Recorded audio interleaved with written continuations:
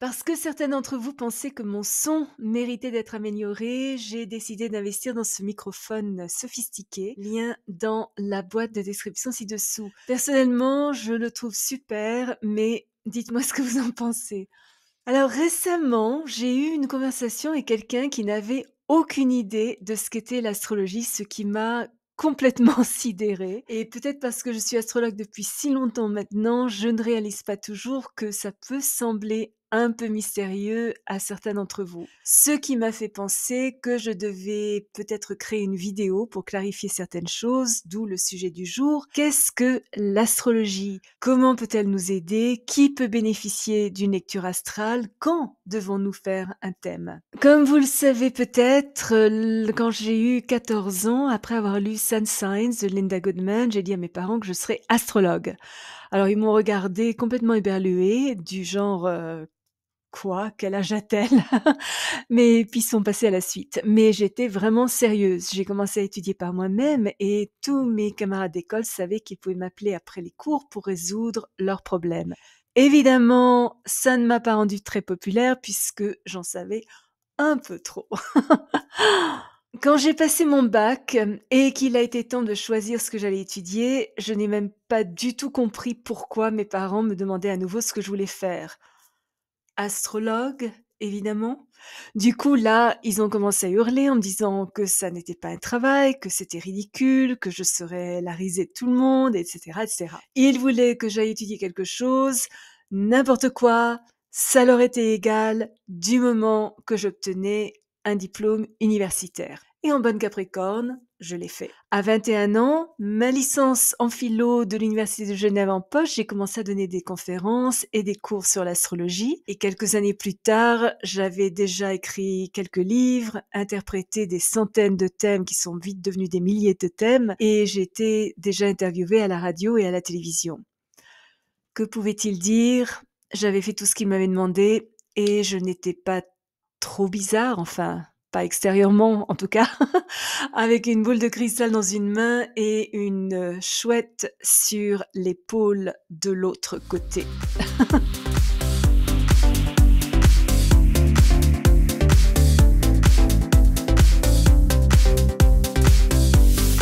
Comment est née l'astrologie? Depuis la nuit des temps, nous avons voulu comprendre d'où venons-nous? Où allons-nous? Pourquoi existons-nous? Nous avons recherché des signes pour comprendre le sens de notre vie et avons été préoccupés par notre avenir. En regardant les événements se dérouler, nous avons remarqué que les mouvements planétaires semblaient refléter ce qui se passait sur Terre. Lorsqu'une certaine configuration se produisait dans le ciel, un événement spécifique se produisait dans nos vies. Et lorsque cette même configuration se répétait, nous assistions à un événement très similaire. Ça ne pouvait pas être attribué à une simple coïncidence ou au hasard. Il semblait y avoir un modèle intelligent à l'œuvre, une main divine faisant tourner une horloge cosmique qui nous présentait des expériences, et si nous pouvions la comprendre, nous pourrions maîtriser notre évolution et notre destin. Je sais qu'il y a toujours eu des détracteurs de l'astrologie affirmant que ce n'est qu'un tas d'absurdités, que du fait de la précession des équinoxes, les signes ne sont même plus au même endroit, etc., etc.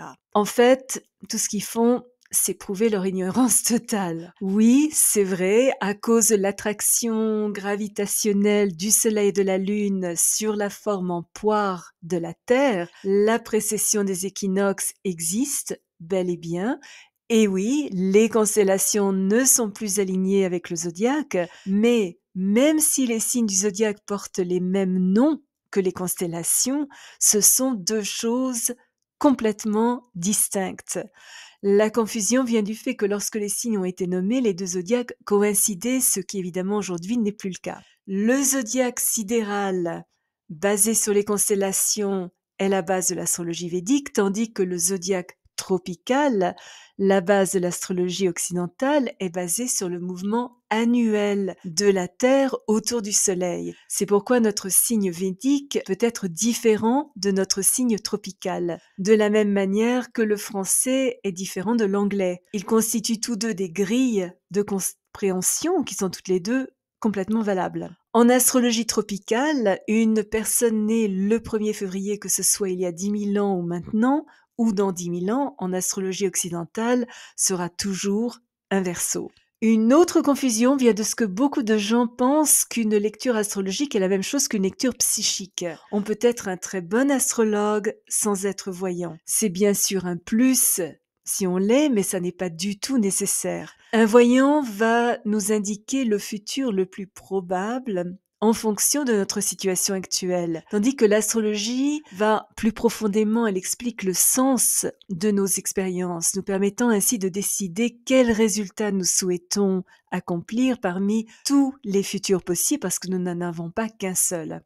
L'astrologie est une science à la fois très complexe et très simple. Très simple parce que, comme tout langage issu de 26 lettres simples, l'astrologie, astrologos, le langage des étoiles, est basé sur 12 planètes gouvernant chacune un signe. Et oui, vous avez bien entendu, j'ai dit 12 planètes et non 10. Il reste encore 2 planètes que nous n'avons pas découvertes, Apollon, le véritable maître du taureau, et Vulcain, le véritable maître de la Vierge. Les planètes, ce sont les acteurs. 12 signes, la division par 12 de l'orbite annuelle de la Terre autour du Soleil, ça c'est le rôle que ces acteurs jouent. 12 maisons, la division par 12 de la rotation journalière de la Terre sur elle-même, ça ce sont les lieux où l'action se déroule, et 6 aspects principaux, écarts angulaires entre les planètes, ce sont les relations que ces acteurs ont les uns avec les autres. Et c'est tout. Mais comme les plus de 7000 langues actuellement parlées dans le monde, issues des combinaisons d'une trentaine de lettres, les combinaisons planétaires qui peuvent exister sont littéralement infinies.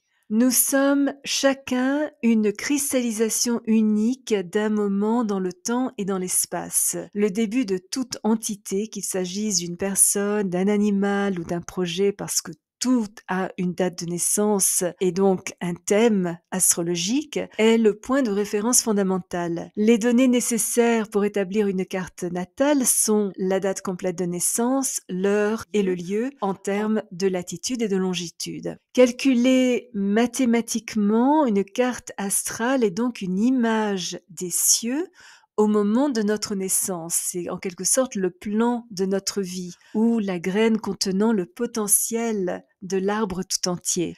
Et à moins que nous ne soyons nés exactement le même jour, à la même heure et au même endroit qu'un autre, ce dont j'ai parlé dans ma vidéo sur les jumeaux astro, lien ci-dessous, elle est aussi spécifique à chacun d'entre nous que nos empreintes digitales. Alors, que pouvons-nous déduire d'un thème astral ? Littéralement tout. De notre apparence physique à notre caractère, nos objectifs, notre relation avec nos parents, frères, sœurs, notre orientation sexuelle, notre attitude envers la religion ou le mariage, le type de partenaire qui nous convient le mieux, les enfants que nous aurons si nous en avons, comment nous sommes en tant que parents, les endroits où nous allons nous épanouir sur la terre, la carrière qui nous convient le mieux, ce qui nous fait nous sentir en sécurité, comment notre enfance s'est déroulée, nos réactions instinctives, etc., etc. Et ce n'est pas le résultat d'une imagination spirituelle. C'est écrit noir sur blanc. Certains pourraient arguer que ça nous prive de notre libre arbitre. Au contraire, en révélant nos forces et nos faiblesses ainsi que les cycles dans lesquels nous nous trouvons, nous pouvons mieux comprendre notre potentiel et comment le développer. Parce que l'astrologie reflète la vie, il existe différents types d'astrologie. Par exemple, l'astrologie mondiale, qui révèle les caractéristiques culturelles des pays, leur développement économique, politique, leurs affaires étrangères, les changements de gouvernement, les coups d'État, etc. L'astrologie médicale, qui peut indiquer la source de nos maladies, nous rendre conscients de nos organes les plus faibles et surtout les bons moments pour effectuer une opération. Par exemple, les anciens savaient que toucher avec du métal la partie du corps gouvernée par le signe dans lequel se trouve la lune au moment de l'opération peut entraîner de graves complications, voire même la mort. Par exemple, nous ne devrions jamais opérer le cœur lorsque la lune se trouve en lion. Et ça a été prouvé à maintes reprises par les chirurgiens du monde entier. Il y a également l'astrologie relationnelle, également appelée synastrie, qui nous aide à mieux comprendre notre lien avec notre conjoint, nos enfants, nos parents, notre patron, nos employés, nos amis et même nos animaux de compagnie. Comment nous nous affectons les uns les autres, la raison profonde de notre connexion et si nous sommes compatibles. Et si nous sommes toujours célibataires, pourquoi le sommes-nous? Pendant combien de temps encore? Les caractéristiques du partenaire qui nous convient le mieux.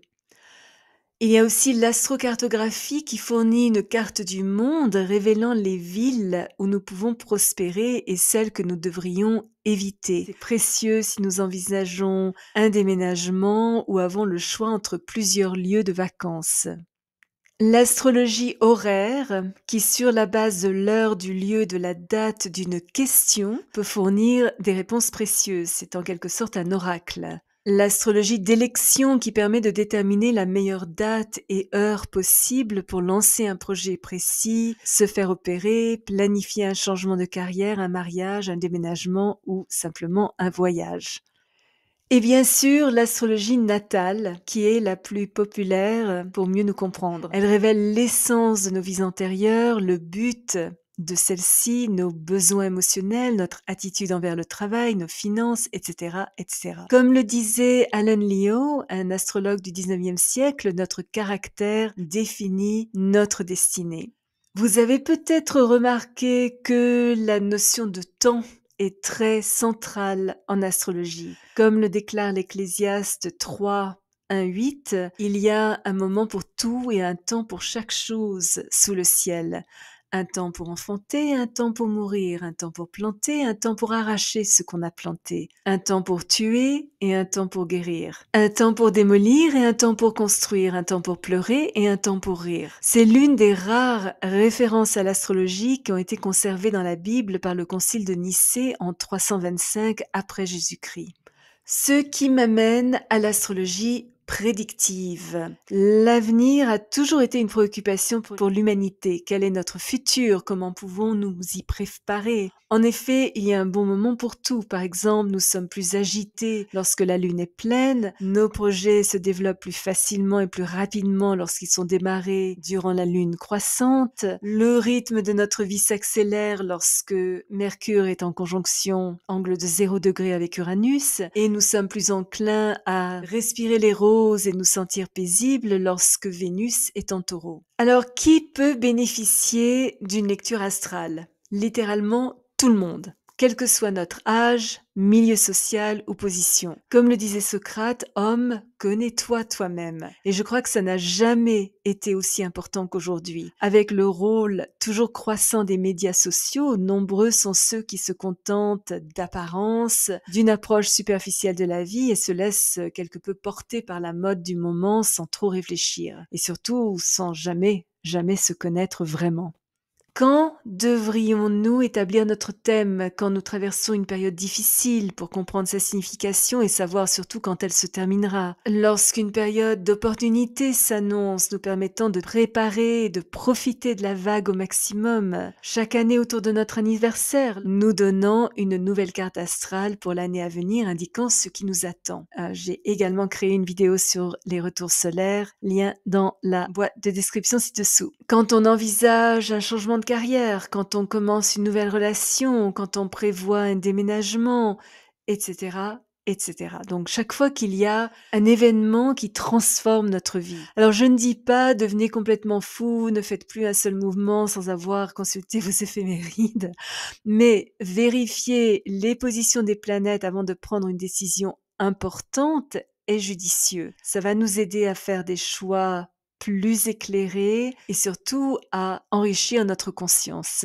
Je pense qu'une lecture astrale est l'un des outils, sinon l'outil, le plus précis d'information personnelle. L'astrologie est aussi vaste que la vie, un incroyable moyen de connaissance de soi qui peut nous aider à mener une vie meilleure, plus heureuse et plus réussie, nous permettant d'accomplir notre destinée la plus élevée. Comparable à l'étude d'une carte routière, elle nous permet de déterminer l'itinéraire le plus rapide et le plus efficace pour atteindre une adresse donnée, tout en nous indiquant les points d'intérêt pittoresques et culturels le long de notre route.